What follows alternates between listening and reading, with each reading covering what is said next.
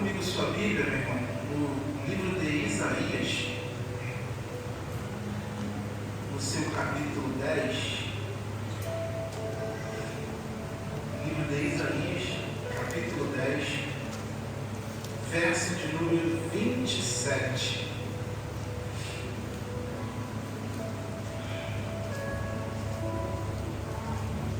Quantos estão felizes por estar na casa do Senhor? Levanta sua mão, glória a Deus. É uma noite de bênçãos, uma noite que o Senhor já liberou muitas coisas para mim e para a tua vida. E eu creio que Deus continuará falando conosco, amém? Livro de Isaías, capítulo 10, apenas o versículo 27.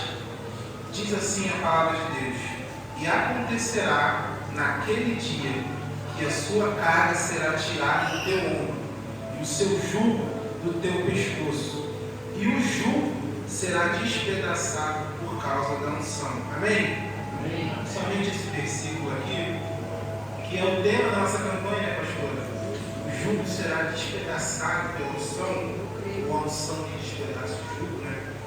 E, irmãos, esse texto aqui é um texto bem conhecido, né, do livro de Isaías. Todos nós já ouvimos muitas coisas sobre esse texto. E o que é o contexto, né? O contexto é o que envolve o texto. E o que o contexto desse texto nos diz? Esse texto, o profeta Isaías, ele está profetizando, né, sobre a nação de Israel, num contexto que eles estão vivendo de guerra, pastora Patrícia, num contexto de opressão. Esse povo, ele está vindo de um cativeiro do povo da Síria, que tinha assolado eles, irmãos. Eles estavam mal, eles estavam num momento de adversidade, eles estavam num momento de prova, eles estavam num momento de opressão, eles estavam num momento de tristeza, num momento de angústia. E o profeta Isaías, no capítulo 10, né, tudo isso que envolve esse texto aqui, o profeta Isaías está não trazendo uma exortação, mas trazendo algo diferente para eles. Porque se a gente olhar nos versos anteriores, é só, irmãos, só chicote. É só Deus falando que vai destruir, é só Deus falando que vai abater, é só Deus falando que vai derrubar. Mas quando chega no 10, a palavra muda. E agora, o Deus que castiga, que porque eles estavam merecendo castigo nesse texto, não é que eles estavam sendo opressos por nada. Eles mereciam esse castigo. O castigo veio por causa da idolatria do povo. Mas no verso 10, no capítulo 10 do livro de Isaías, Deus ele traz uma palavra de ânimo para esse povo que está vivendo esse cativeiro. E o verso 27 é o verso-chave desse versículo, que Isaías vai dizer assim, ó: naquele dia acontecerá. E essa palavra acontecerá chama muita atenção, porque eu não sei como que você entrou aqui nessa noite, não, mas teve muita gente que entrou aqui com peso. Existe muita gente que entrou aqui, parece com a mente amarrada, parece com o coração travado, mas você precisa crer que Deus já estabeleceu um dia para começar a operar na minha e na tua vida. Olha que Isaías vai dizer, ó, vai ter um dia que vai acontecer. E a gente às vezes não consegue compreender a beleza de Deus no modo dele trabalhar na nossa vida, no tempo que ele trabalha, porque a gente é muito apressado, irmão. A gente quer que Deus faça as coisas no nosso tempo. E Isaías está falando para esse povo, ó, no dia estabelecido por Deus, vai acontecer o que precisa acontecer. E na tua vida assim também. Talvez você entrou aqui e falou, Mário, eu entrei, mas eu estou vivendo em opressão na minha família. Eu entrei, mas eu estou precisando de uma porta aberta. E até hoje não aconteceu. Mas creia que uma hora estabelecida por Deus, no momento que Ele determinar o que precisa acontecer na tua vida, vai acontecer.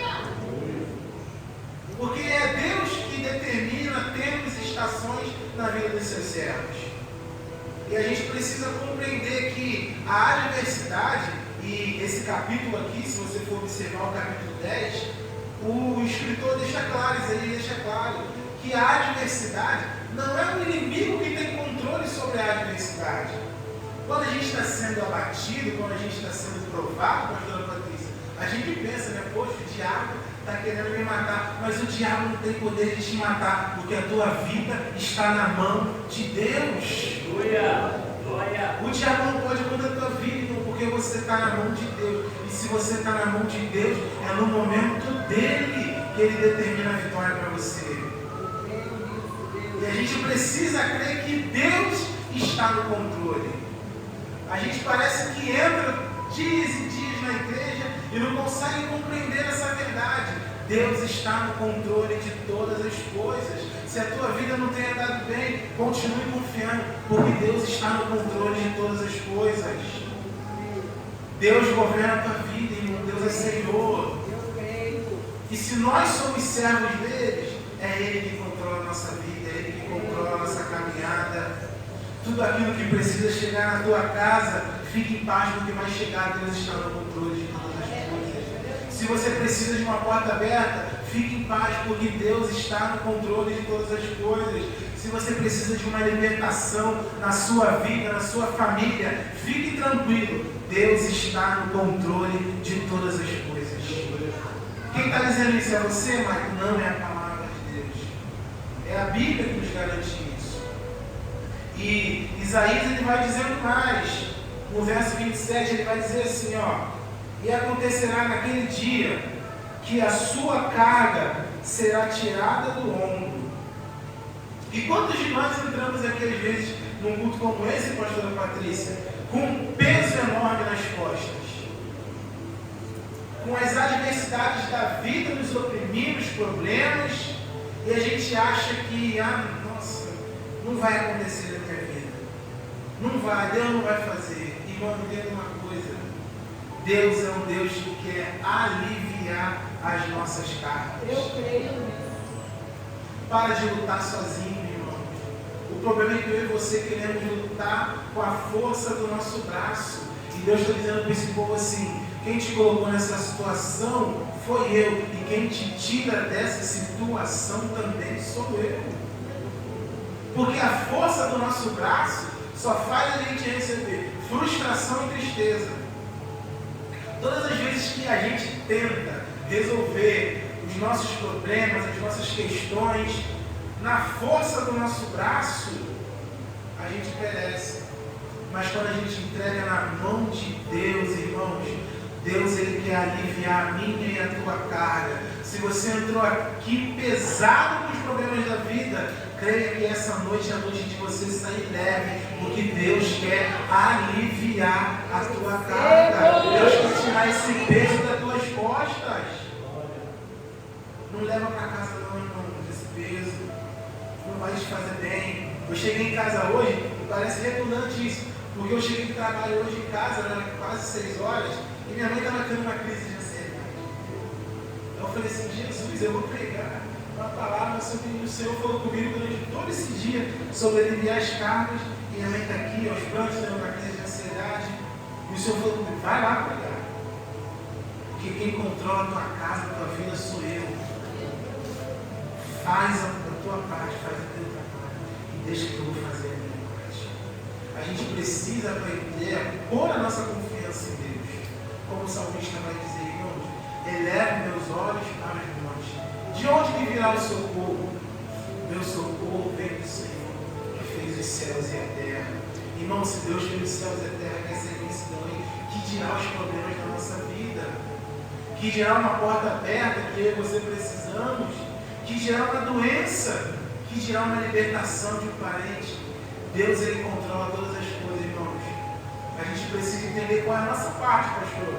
A nossa parte é confiar, a nossa parte é acreditar, a nossa parte é esperar em Deus, e a parte dele é operar.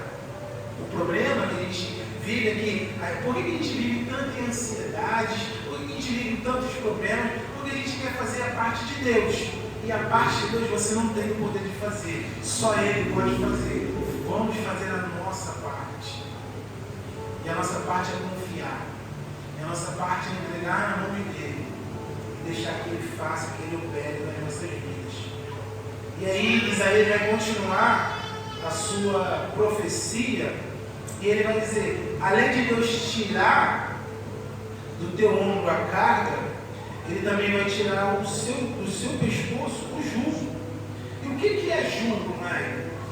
Dentro desse contexto, o jugo era um instrumento que eles utilizavam para colocar em cima do animal e poder controlar o animal. Se colocava mais ou menos, alguém que já viu um cavalo, quando alguém vai montar um cavalo, ele coloca um jugo. O que é? Ele coloca algo na cara do cavalo, vai puxar, e ali quem está em cima do cavalo está controlando o cavalo, está julgando ele. Vai para a direita, vai para a esquerda, vai.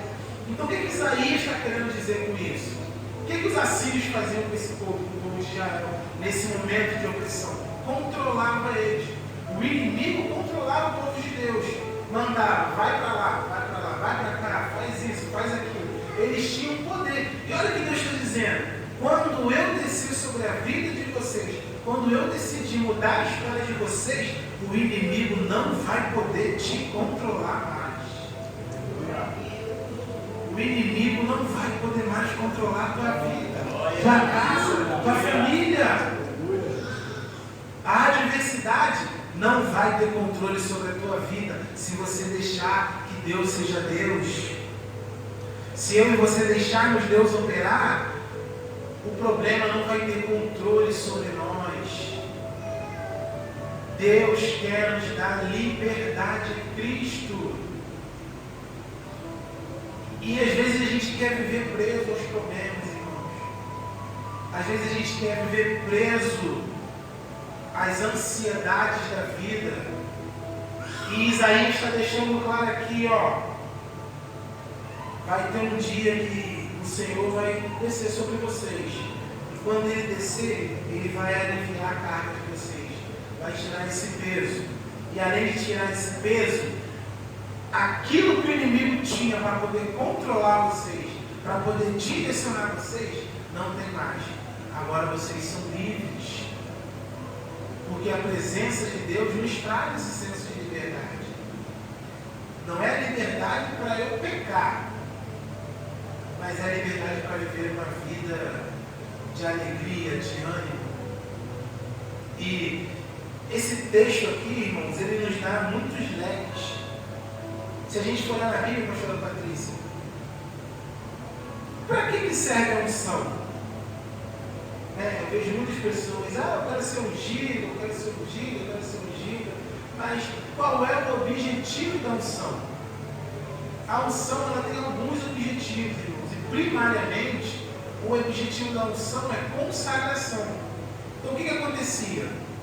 Eles pegavam os utensílios do tabernáculo, lá na época de Moisés, se pegava todos os utensílios do tabernáculo e se ungia, passava o óleo, como você fez aqui nessa noite. Os irmãos do ministério te oraram aqui, depois a pastorinha colocava a mão na sua cabeça com óleo e te ungia. E para que servia aquilo? Era para ser usado no templo, diante da presença de Deus. Então eu compreendo que é somente diante da presença de Deus que eu recebo a unção de Deus. Então não adianta aquela história de que, não, essa palavra quem tinha que ouvir era fulano. Se você está aqui, quem tem que ouvir a palavra, quem tem que receber a unção é você. Se você está aqui, Deus quer agir na tua vida. Se você está aqui, Deus quer operar na tua vida. Deus quer te usar como instrumento dele. E a unção, além de ser utilizada para a consagração de instrumentos, é para a separação de pessoas específicas. A Bíblia nos diz, no livro de 1 Samuel, que o povo precisava de um rei, estava querendo um rei. E aí Deus escolhe Saul. E quem que Deus faz com Saul? Samuel vai na unge de Saul. E quando a unção de Samuel derrama a unção sobre Saul, o Espírito do Senhor se apodera dele. E Saul começa a profetizar e começa a governar aquele povo. Depois vem Davi, a mesma coisa. Derrama a unção. E todos os reis tinham que vir nesse mesmo princípio do derramamento da unção. Porque, irmão, a unção é aquilo que nos separa para viver a obra de Deus da maneira correta. Não adianta querer pregar sem unção. Não adianta querer cantar sem unção. Não adianta querer que Deus abra a porta sem unção. Não adianta querer que Deus venha libertar sem unção, que Deus venha operar sem unção. A unção e o poder de Deus é necessário na nossa vida para que as coisas aconteçam. Eu e você precisamos da unção de Deus. Precisamos do agir do Espírito de Deus. E graças a Deus que agora, irmãos, a gente não precisa mais de rei, a gente não precisa mais de profeta, a gente não precisa mais de sacerdote. A porta da graça está aberta. E quem quer receber de Deus é só levantar as mãos para Ele e dizer: Senhor, eu quero receber do Senhor. E Ele vai derramar a unção dele sobre a tua vida. E a gente precisa compreender, irmãos, que a unção de Deus, ela nos separa, irmãos. Eu não posso viver a mesma realidade que eu sempre vivi depois da unção. Eu não posso viver. Se antes eu vivi uma vida de mentira, pastor Patrícia, agora eu preciso viver uma vida de verdade, porque a unção de Deus está sobre a minha vida. Se antes eu vivia no engano, agora eu não posso mais viver no engano. Por quê? Porque a unção de Deus está sobre a minha e sobre a tua vida. E nessa noite, Maia, qual é a mensagem de Deus para a minha vida? Qual é a palavra de Deus para a minha vida? Descansa o teu coração, porque a unção de Deus vai quebrar as cadeias sobre a tua casa. Descansa a tua alma, irmãos, porque a unção de Deus vai despedaçar o jugo e vai derrubar o fardo que está te afligindo. Aí você entrou aqui e falou: Mike, mas eu estou orando há 20 anos por aquele marido, por aquele filho. Continua, porque a unção de Deus uma hora vai alcançar essa vida. Eu me lembro que eu fui o primeiro na minha casa a ser evangélico, com 6 anos de idade. E depois, 4 anos depois, meus pais também foram para a igreja. E hoje a minha casa toda serve ao Senhor. Toda a minha família serve ao Senhor. E hoje, para a glória de Deus, eu sou um ministro do Evangelho, estou na casa do Senhor. Uma família que não tinha perspectiva. Minha família era toda do samba. Eles eram aqui de Nilópolis.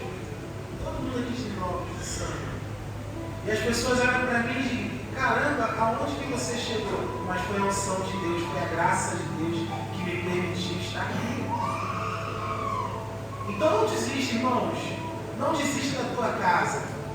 Não desista da tua família, não desista dos teus. Porque Deus é poderoso para operar na minha e na tua vida grandes coisas.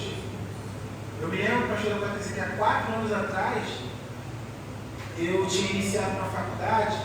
E aí, eu estou na época da pandemia, né, irmão? Eu falei assim: meu Deus, como que eu vou pagar essa faculdade? E comecei, fui pagando, só que chegou um momento que não dá mais. Eu falei assim: poxa, eu vou trancar a faculdade. Eu falei para o meu pai: pai, eu vou trancar a faculdade.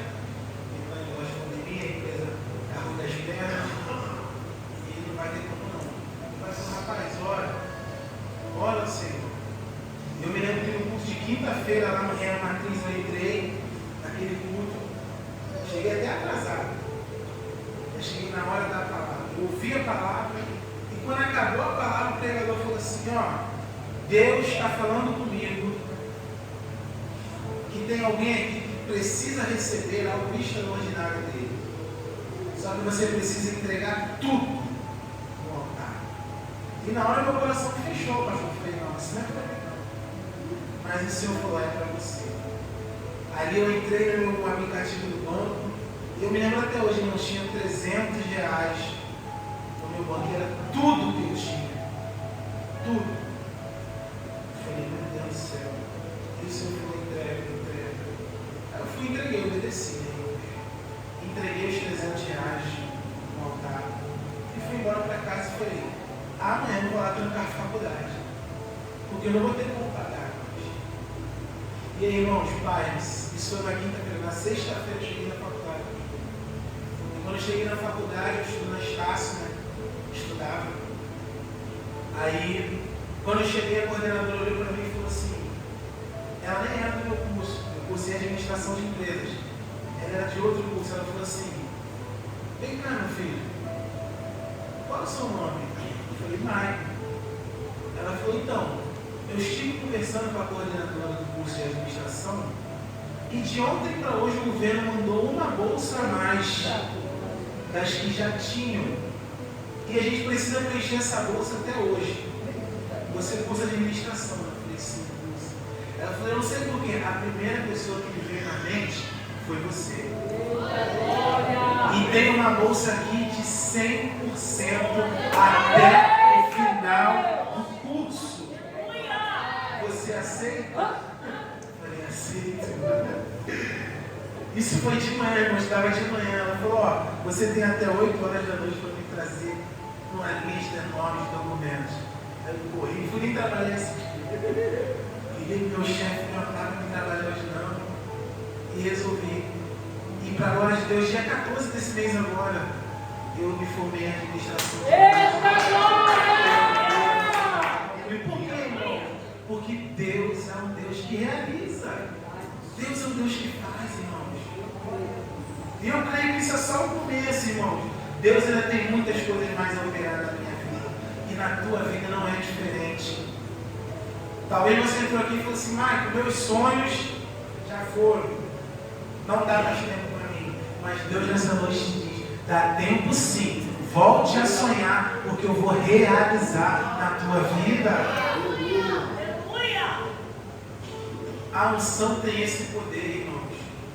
Mas eu fico muito feliz com você, porque eu tenho orgulho de falar assim, nunca me desviei, irmãos. O mundo nunca me interessou. A minha vida sempre foi o altar. A minha expectativa sempre foi o altar. Eu nunca fui, não, nunca. Porque eu sei que é no altar de Deus que eu alcanço tudo, irmãos. É diante do altar que a gente consegue tudo na nossa vida.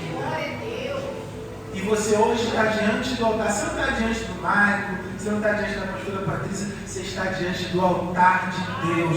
E nessa noite Ele quer te aliviar dessa pressão. Nessa noite Ele quer abençoar a tua vida. Nessa noite Ele quer tirar esse fardo de dentro de você. Nessa noite Ele quer te abençoar. Irmãos, Isaías é o livro que eu mais gosto da Bíblia, Isaías. E é o livro que eu mais prego, é Isaías. Porque Isaías, ele vive um contexto muito interessante, que não é um contexto favorável. É um contexto de guerra, é um contexto de adversidade, é um contexto de fracassos aparentes, porque uma hora é a Síria, outra hora é a Babilônia, mas Isaías mantém a sua confiança em Deus intacta. No meio de todos esses processos difíceis que esse profeta vive, ele recebe as maiores revelações messiânicas que ninguém recebeu. Que ninguém na Bíblia recebeu e recebe. Por quê? Porque a adversidade não tem que nos afastar do altar. A adversidade não tem que nos afastar do propósito. Pelo contrário, Isaías está mostrando que, mesmo em meio à guerra, mesmo em meio à derrota, eu vou me agarrar no altar, porque Deus ainda quer falar com o seu povo. Então essa derrota não tem que te fazer não vir mais. A adversidade não tem que te fazer não chegar no altar. Pelo contrário, ela tem que te empurrar mais ainda para o altar. E Isaías é um exemplo disso. Quanto mais o inimigo chega para oprimir, mais Isaías está recebendo a revelação de Deus. Por quê? Porque ele é bom? Não, porque ele entendeu que quanto maior a adversidade, mais próximo do altar eu preciso estar. Aleluia! Então eu entendo alguns crentes que começou a tentar, ai, pastor Patrícia, não dá mais para mim não, tá? Infelizmente não vai dar mais para mim ajudar a senhora. Não vai dar mais para mim fazer. Não, irmãos, pelo contrário. Se o problema se apresentou para você, corre para o altar, que é no altar que Deus vai te dar a solução. Corre para a presença, corre em direção à casa de Deus. E eu me lembro que eu tinha um desejo enorme de fazer seminário. Só que era muita coisa. E a gente que não vem em família rica, né, tem que priorizar. Ou faculdade, seminário, é uma coisa de cada vez, irmãos. E aí um dia eu estou na igreja de novo. Eu falei, meu fundo da minha vida é igreja. Eu estou na igreja, o pastor Antônio de Jesus. Você não sabe quem é o pastor Antônio? Esposo da pastora Ângela. Ele falou, meu filho, você sabe sabe fazer tal coisa, eu já tinha acabado a escola, estava iniciando a faculdade, eu falei, sei, pastor. Ele falou, eu vou te arranjar um emprego. E me colocou para trabalhar numa multinacional, irmão. E aí eu consegui pagar a faculdade, eu consegui fazer meu seminário, eu me formei no seminário, eu me formei na faculdade. Tudo que era projeto de vida eu consegui concluir. E eu nunca precisei estar distante do altar. Porque o altar nunca me tirou nada. Pelo contrário, o altar de Deus me trouxe muito mais daquilo que eu semeei nele. E eu peguei essa palavra do Senhor no momento ofertório hoje. Eu semeei nesse altar e eu creio que eu vou colher 100 vezes mais daquilo que eu plantei. E na tua vida vai ser a mesma coisa. Se você plantar no altar, irmão, Deus não fica devendo nada para ninguém. Você vai colher. Então creia. Eu tenho passado um processo muito difícil com a minha irmã. Eu tenho uma irmã que já é casada, a mãe da minha sobrinha, só que não pensa na peleja. Eu tenho falado, Senhor, às vezes dá vontade de apertar o pescoço, mas não parece que a gente é crente. E ela é minha irmã mais velha e é casada. Eu falei, então eu não posso fazer isso. E eu tenho orado e falado, Senhor, me dá estratégia, me dá como agir, como fazer. E Deus tem falado, meu filho, confia. Entrega na minha mão teus processos. Entrega na minha mão tuas tristezas. Por quê? Porque se você for fazer o que você quer, você vai cair em problema. Mas quando a gente toma uma atitude, ou até mesmo deixa de tomar uma atitude direcionada por Deus, é vitória. Às vezes você fala assim, não, pastor, mas eu vou tomar essa atitude. Deus está falando, para. Às vezes você fala, eu vou ficar parado. Deus está falando, faz. Por que para um Deus fala para outro Deus fala faz? Porque Deus sabe a estação certa de cada um, o momento certo de cada um. Aleluia, glória a Deus. Talvez você entrou aqui e falou, Mike, eu vou lá, vou falar. Deus está falando com você, deixa que eu vou te justificar. Fecha. E aí você fala assim, não, Mike, eu vou ficar quieto. Deus já falou, não, toma essa atitude. E como é que eu vou saber, Mike, o momento certo de falar e o momento certo de ficar quieto? Se a unção de Deus estiver sobre a tua vida. Olha na vida dos reis de Israel. O primeiro rei de Israel, a unção caiu sobre ele, virou rei na mesma hora. Samuel ungiu Saul, o Espírito se apodera dele, ele começa a profetizar, ele toma a frente da batalha, derrota os midianitas, já vira rei. No mesmo instante. Só que com Davi não. Samuel derrama o óleo sobre a cabeça de Davi e Davi continua pastor de ovelhas. Davi tem que voltar para o campo. Tem a promessa de rei, mas volta para o campo para cuidar de ovelhas. Para um, Deus fala, vai na hora. Para outro, aguarda mais ou menos quase uns 15, 20 anos até chegar o momento de reinar.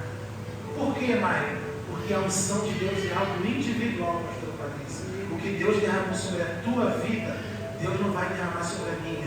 A graça de Deus sobre a tua vida é uma, sobre a minha é outra. Ele vai agir na tua vida de uma forma, na minha de outra. Mas todos nós precisamos da graça e da unção de Deus sobre a nossa vida. Sem unção, irmãos, o jugo continua. Sem unção, o peso nas costas continua. Sem unção não tem direção de Deus. A unção no Antigo Testamento, ela representava o Espírito Santo no Novo Testamento. E hoje, nós temos o Espírito para nos ungir. Hoje, que nos reveste, nos consagra, é o Espírito Santo. E quantos de nós temos extinguido o Espírito Santo das nossas vidas porque a gente não quer parar para ouvir? E Deus está falando, o Espírito Santo precisa habitar na minha e na tua vida para tomarmos as decisões certas. Meu Deus, aleluia! O jugo vai ser despedaçado, o problema vai ser retirado, se o Espírito Santo habitar em nós. E é o que Paulo vai dizer, se não me engano, aos Colossenses, ele vai dizer assim, ó, andai em espírito e não cumprireis a concupiscência da carne. Eita Deus! Se tua carne está gritando, irmão, clama o Espírito de Deus. Se a adversidade está batendo na tua porta, clama o Espírito de Deus. Se você está tendo vontade de escarnar, de fazer, de acontecer, não toma nenhuma atitude não. Clama ao Espírito de Deus. Porque só o Espírito de Deus pode nos dar a direção, irmãos. Só o Espírito Santo pode nos direcionar na atitude correta. E aí Paulo vai dizer assim, ó, não é só para vocês se encherem do Espírito. É para se encher e andar no Espírito. Porque há uma diferença, pastora Patrícia. E eu vim aqui 2 horas de culto, 3 horas, e me encher do Espírito. Mas quando eu sair daqui eu não ando no Espírito não, eu volto a andar na carne. Paulo está dizendo, não é para ser só cheio, é para andar no Espírito. Saiu por essa porta, anda junto com o Espírito Santo. Foi na padaria, anda junto com o Espírito Santo. Foi para o trabalho, anda junto com o Espírito Santo. Foi lá na tua casa, anda junto com o Espírito Santo. É para andar com ele, irmãos. Só que a gente acha que não, vou lá, vou cumprir minhas 2 horas, para o pastor Patrícia vai ligar comigo, vai me ligar. Tá bom. Só que Deus, irmão, Deus não é nosso protocolo semanal. Deus não é nosso caderninho de anotação, onde eu vou lá, risco, tarefa feita. Fui no culto, fui no fiz. Deus não é checklist. Deus, Ele quer que nós andemos em espírito. Aleluia! Deus, Ele quer operar uma grande obra na tua vida, irmãos. E eu pensava que isso era muito frase clichê. A gente que estuda teologia é muito, ai, que coisa clichê. Deus quer operar uma grande obra na tua vida. Mas é, irmão. Deus quer sim operar uma grande obra na minha e na tua vida. Deus quer salvar a tua casa sim. Deus quer fazer um milagre sim. O problema é que a nossa incredulidade às vezes impede do operar de Deus na nossa história. A Bíblia diz que Jesus, há algum impedimento para Jesus? Nenhum. Ele é Deus. Mas a Bíblia diz que teve alguns lugares, pastor, que ele passou e falou assim, não vou fazer nada. Na sua própria terra, não vou operar milagre. Por quê? Porque o coração deles é muito duro. Então não vou operar milagre. E aí a gente fica, meu Deus, eu queria que o Senhor operasse um milagre, mas a gente está andando na carne. E a gente acha que andar na carne é só pecar, cometer pecado. Não, irmãos. Andar na carne é quando você não precisa ser necessariamente cometer um pecado, mas quando você não anda no Espírito, quando você não pede direção do Espírito, quando você toma suas decisões baseadas no seu querer, na sua vontade, naquilo que você acha certo, você está andando na carne. Mas eu não cometi nenhum pecado, mas não pedi direção de Deus. Mas eu não fiz nada de errado. Mas não pediu a opinião de Deus nessa história. Às vezes eu sempre me pergunto, eu lidero jovens lá na matriz, e jovem é uma coisa densa, irmãos. Esse é um departamento difícil de jovens. Porque jovem é impulsivo. Jovem faz, mete a cara. Ele me pergunta, mas eu vou fazer isso. Eu falo, qual é a opinião de Deus a respeito disso? Você já orou? Então ora. E aí a gente faz uma campanha como essa. Eu gosto muito de campanha, irmãos. Por quê? Porque a campanha ela nos aproxima, ela nos dá direção para um propósito. E a gente entra aqui e fala assim, não, eu vou lá, porque ao final da campanha Deus vai operar um milagre na minha vida. Mas Deus poderia operar no primeiro dia. Deus poderia fazer a hora que Ele quisesse. Só que a gente precisa estar alinhado com a vontade dEle. É, Jesus.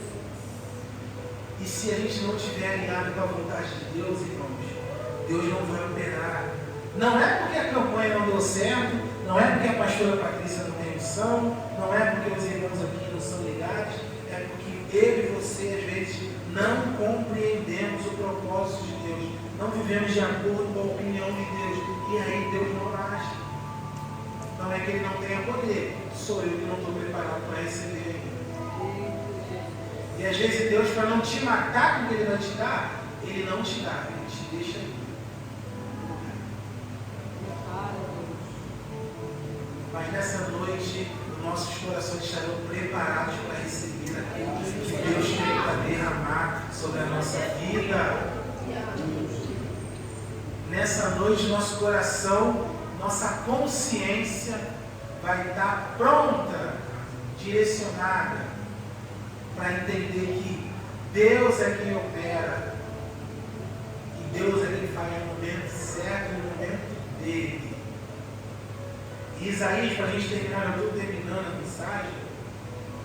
Isaías tem muito a nos ensinar, irmãos, sobre isso, e a Bíblia tem muito a nos ensinar. Mas eu gosto muito, eu sou rema, irmão. E a gente que é rema, a gente não deixa de falar de Jesus nunca. O maior exemplo, irmãos, que a gente tem na nossa vida cristã é o nosso Senhor. Irmão, Jesus era Deus. Jesus, a essência do Pai estava nele. Só que, de tempos em tempos, Jesus subia e falava: ó, fica aí, eu vou pedir a opinião dele. Ele sabia o que tinha que fazer, sabia. Não é que ele precisava de uma revelação, porque ele era Deus, mas ele queria estar perto do Pai. Ele queria estar sós com o Pai. Ele queria nos dar esse exemplo, para mostrar assim, ó, para receber unção, tem que ter oração. Como Jesus começa? Aí muitos me perguntavam assim: Jesus precisava de oração para começar o ministério dele? Não precisava, ele é Deus. Mas antes de começar o ministério, vai para o deserto e fica 40 dias jejuando. Para que ele faz isso? Para mostrar para mim e para você qual é o caminho que a gente tem que percorrer. Então Jesus nos mostra, irmãos, que o jugo, que o fardo, que o problema, que a adversidade, ela é despedaçada. Não quando eu acho que... Não é no teu achismo. Não é no que eu penso. Não é no que o Mário determina. Mas é quando a unção de Deus repousa sobre a minha vida. Esse povo está vivendo dias difíceis, dias maus. Dizem que estavam escravos, irmãos. Estavam opressos. Não era uma realidade boa. Mas Deus fala assim, ó, deixa a unção chegar na vida de vocês, que as coisas vão mudar. No dia que a unção chegar sobre a vida de vocês, aquilo que oprimia não vai mais oprimir. Aquilo que trazia peso não vai mais trazer peso.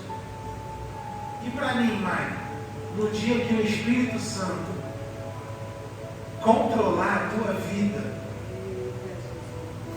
no dia que o Espírito Santo dominar a tua mente por completo, aquilo que te oprimia não te oprime nunca mais.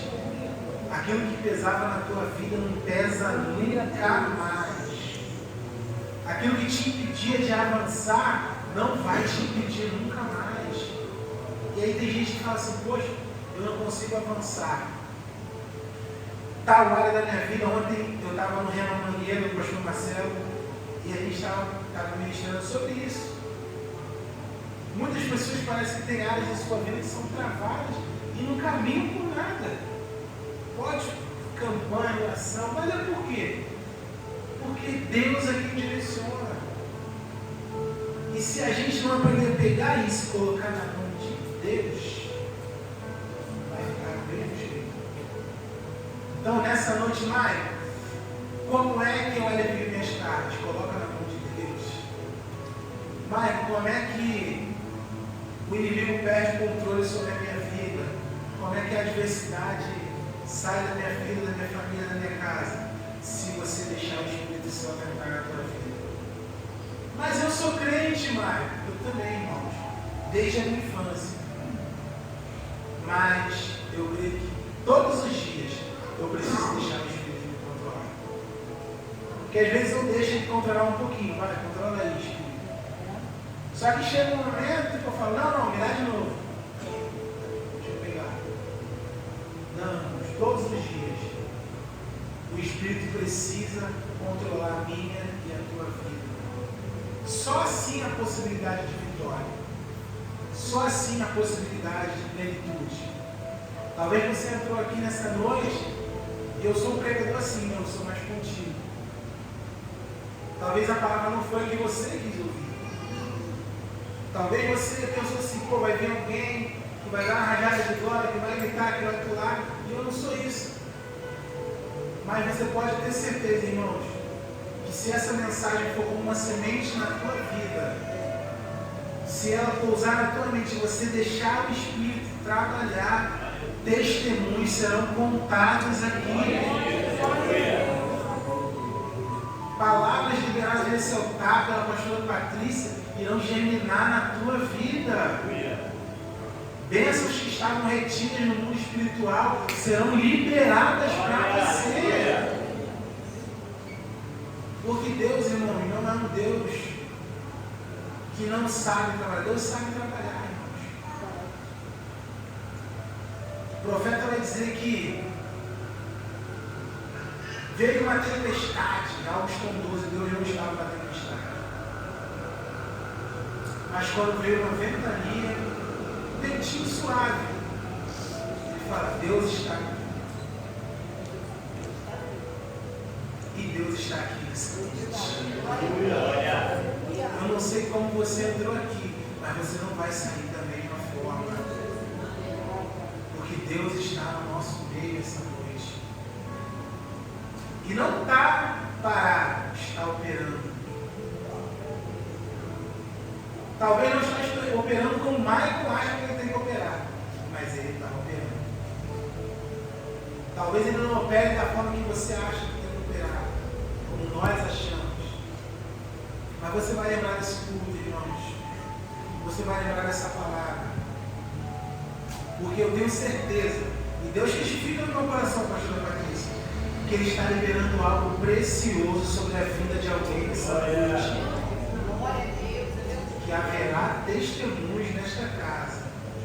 Esta casa viverá testemunhos de unção, da unção de Deus sobre a vida de algumas pessoas aqui. E a gente precisa compreender a beleza do trabalhar de Deus sobre as nossas vidas. A gente precisa compreender a dinâmica do operar de Deus sobre as nossas vidas. E Deus quer operar, irmãos. Deus quer fazer. Eu vim lá de Mesquita, lá, eu moro na rua da Matriz praticamente. E eu vim de lá para dizer para você, nessa segunda-feira, que Deus vai operar na tua vida, na tua casa e na tua família.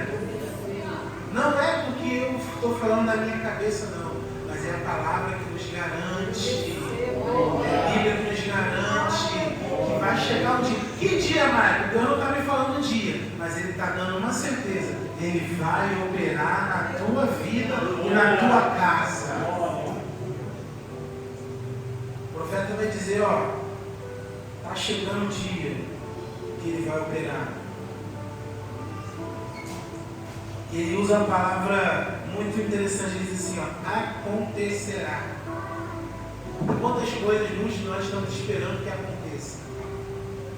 Talvez você entrou aqui falando, eu precisava que tal coisa acontecesse.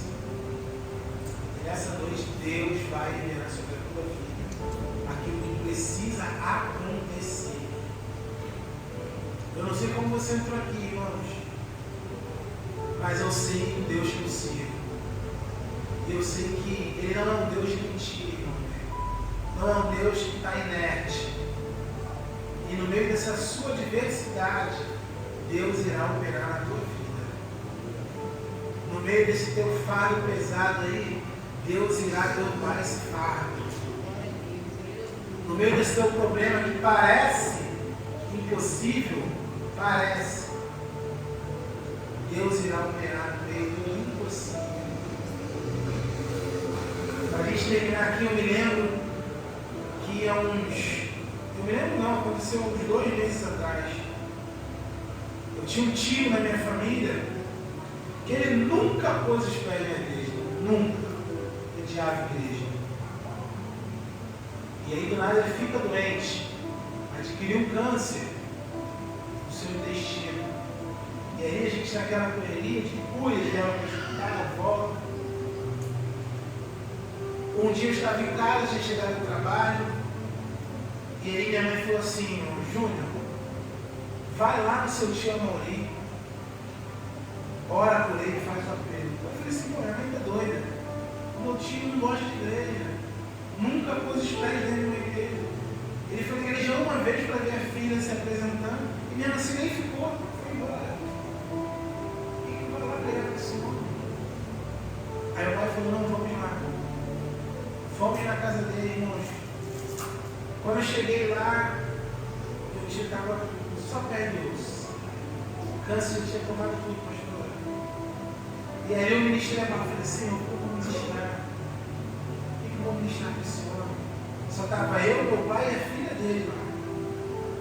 E aí o Senhor falou: ministra João 3,16.